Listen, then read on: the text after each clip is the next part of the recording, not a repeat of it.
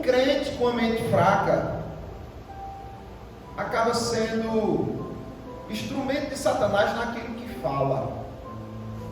Por quê? Porque se ele não tem Bíblia na mente dele, se ele não tem conhecimento, se ele não entende as coisas do alto, esse crente vai fortalecer a incredulidade do outro, vai estimular um apego material às coisas do mundo. O próprio crente pode fazer isso, fazer com que alguém que está começando a aprender a Bíblia se afaste dela, simplesmente porque esse crente ama tanto as coisas materiais, que não vai deixar essa pessoa viver em paz, se não tiver o que é material. Veja só o que aconteceu nesse caso aqui. Marcos, o Evangelho segundo Marcos, capítulo 8, do 31 ao 35. Qual é o contexto aqui?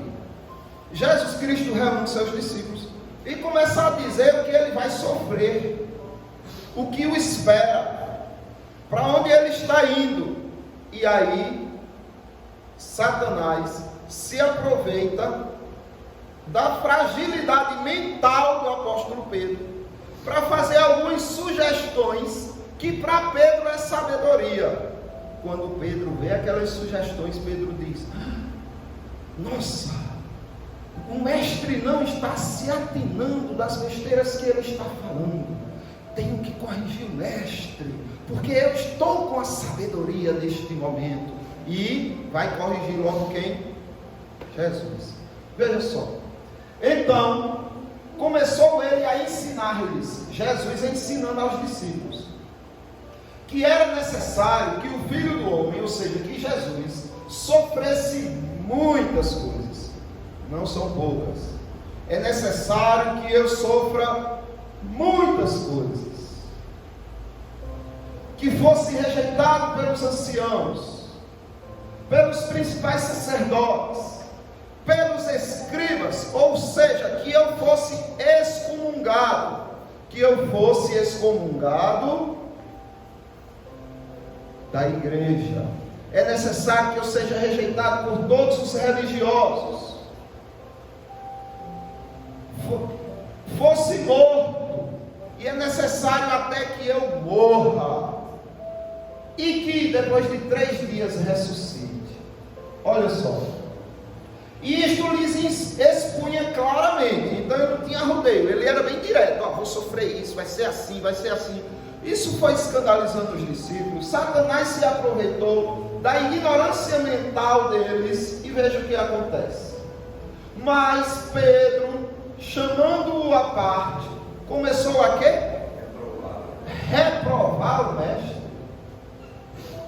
Pedro chamou Jesus Cristo em particular, todo sabidão: Senhor, vem aqui, por favor. E começou a reprovar o que Jesus Cristo estava dizendo. Qual era a reprovação? Olha só. Aí Jesus Cristo diz: Jesus, porém, voltando-se,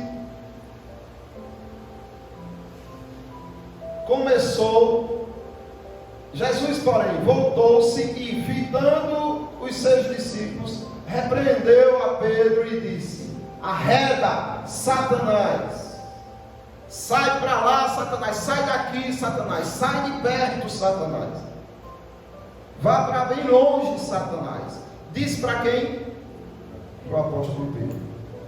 Então observe que ali Satanás se aproveitou de uma mente frágil, que não é firmada nas Escrituras, para fragilizar a missão de Cristo, para reprovar o próprio Senhor. Se ele teve a audácia de tentar fazer isso, desviar Jesus Cristo do foco, imagina com vocês, imagina conosco. Então observe, Jesus Cristo identifica o que está acontecendo e diz: arreda, Satanás. O que Pedro estava dizendo, na verdade, era: Senhor, isso jamais vai te acontecer. Não, Senhor, isso não vai te acontecer não, tem piedade de ti. Se eu não me engano é em Lucas que traz essa revelação, de que Pedro estava dizendo: tem piedade de ti, Senhor, isso jamais vai te acontecer. Irmãos, como não vai acontecer? Se não acontecesse, estávamos perdidos. E Cristo desceu justamente para isso, Mas Pedro quis fazer com que Jesus Cristo tivesse autocomiseração, que ele tivesse pena de si mesmo, que ele se preocupasse com a saúde, com a vida dele aqui na terra. E Jesus Cristo identificou que ali existia um apego às coisas materiais, um apego ao mundo.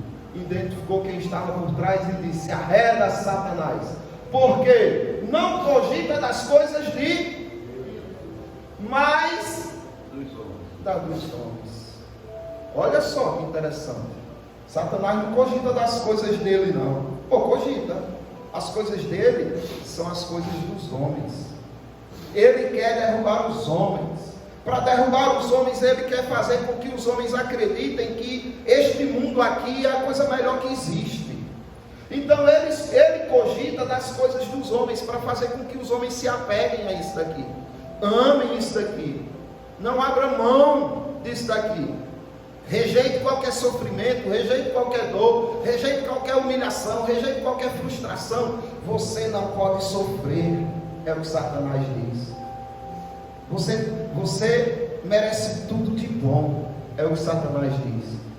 Mas o próprio Cristo veio com esse propósito. E depois de Jesus Cristo dizer que vai passar por tudo isso, ele ainda reforça dizendo assim, olha, no 34. Então, convocando a multidão e juntamente os seus discípulos, Pedro chama ele em particular, tenta fazer com que ele se apegue com a própria vida acima da vontade de Deus. Jesus Cristo repreende nesse particular. E depois Jesus Cristo não quer ter um particular com ele. Chama os discípulos e chama toda a multidão. E diz o seguinte: olha, não sou eu não, viu? Eu vou passar pelo pior, coisa que vocês não suportariam. Mas vocês vão passar por algumas migalhas de sofrimento também. Observe.